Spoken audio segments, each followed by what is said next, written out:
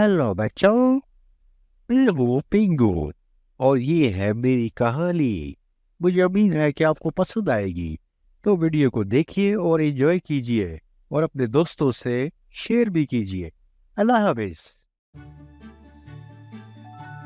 वो खुले समंदर की तरफ बहता जा रहा था और मदद के लिए पुकार रहा था। जी हाँ, छोटा पेंगुइन। पेंगुइन बहुत ही शरारती था। इसे किसी जगह टिक कर बैठना आता ही ना था। एक दफ़ा उसके वालिदैन पेंगुइन ने फैसला किया कि वो तीनों पिकनिक पर जाएंगे। साहले समंदर पर पहुंचकर तीनों खेलते रहे और फिर खाना खाकर पिंगू के वालिदैन थोड़ा आराम करने लगे।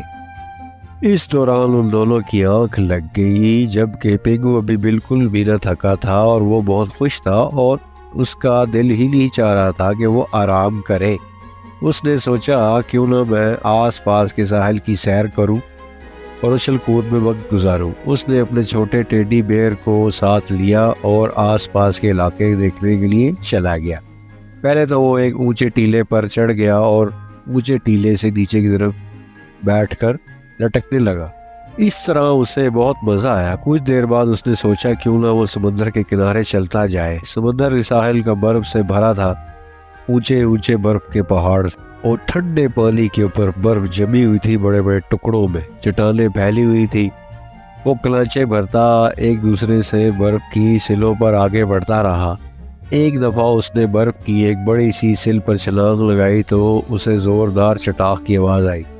पिंगू ने एकदम सन्नाटे में आ गया और वो न समझ सका कि क्या हुआ। अब उसने जो इर्द गिर्द नज़र दौड़ाई तो उसे समझ आई कि क्या हुआ था। दरअसल बर्फ की ये चट्टान ऐन उस जगह चटक कर दो हिस्सों में बट गई थी जहाँ पर पिंगू छलांग लगाकर उतरा था। आधे हिस्से पर पिंगू था और आधे दूसरी जानिब।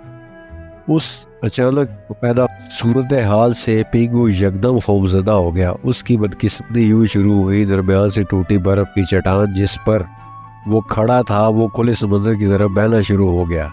इस बात पर वो बहुत परेशान हो गया। उसने शोर मचाना शुरू कर दिया मगर कोई उसकी मदद को ना आया। लेकिन फिर जब उसने बहुत मदद की आवाज़ लगाई तो समंदर से तैरते हुए दो दरियाई घोड़े उसके करीब आए और पिंगू से पूछने लगे कि क्या हुआ, तुम क्यों शोर मचा रहे हो।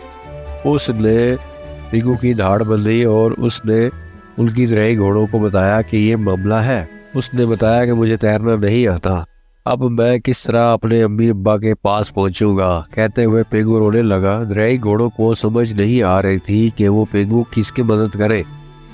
कुछ देर सोचने के बाद उनमें से एक बोला, हम ऐसा करते हैं कि इस बर्फ की चट्टान को धकेलते हुए वापस साहिल की तरफ ले जाते हैं और फिर साहिल के करीब पहुंचकर पिंगू छलांग लगाकर उतर जाएगा।